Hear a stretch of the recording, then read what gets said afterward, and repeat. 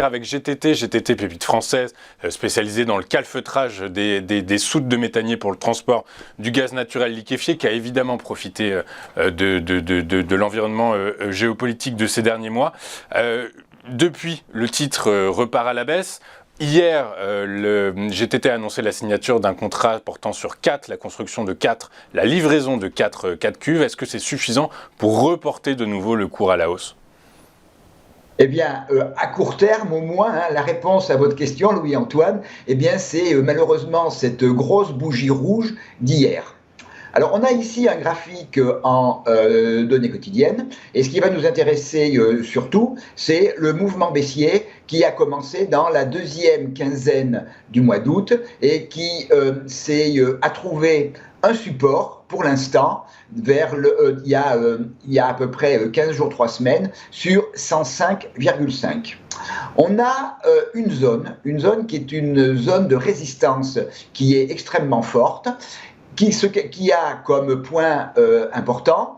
premièrement, le retracement 38,2 justement de ce mouvement baissier dont je viens de parler. Ce niveau de 38,2 se trouve juste en dessous d'un gap qui a été ouvert au mois de septembre entre 119,60 et 120,8. On voit que ce niveau de gap et ce niveau de 38,2 ont été déjà testés. Enfin, le 38,2 n'existait pas puisqu'on n'avait pas encore le point bas, mais cette zone de gap a été retestée vers le 20-21 septembre, on a échoué, ça a donné une très grosse bougie rouge. On a essayé de revenir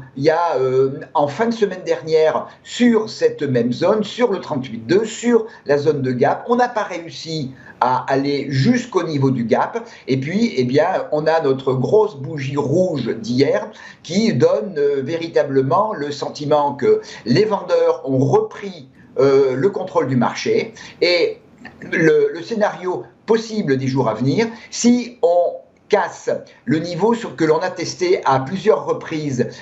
trois fois la semaine dernière et sur lequel on a clôturé hier soir à 111,7, si on casse ce niveau, eh bien c'est dans un premier temps un retour attendu vers le bas du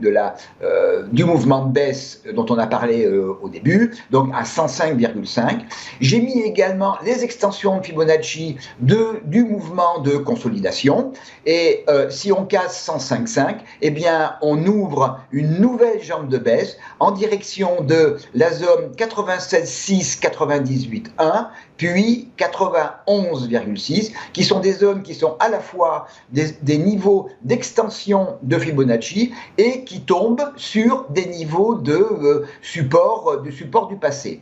Pour que ce mouvement baissier soit invalidé, il faudra déjà première condition, c'est franchir à la fois, bien sûr, le 38,2, la moyenne mobile exponentielle 34 périodes qui, pour l'instant, fait résistance au cours, et surtout, le niveau, la zone de gap entre 119,60 et 120,8, mais c'est surtout derrière le franchissement de la zone autour de 125,1, 126,2, qui est le 61,8, le retracement 61,8 de ce grand mouvement baissier, et à ce moment-là, le mouvement de baisse serait totalement invalidé.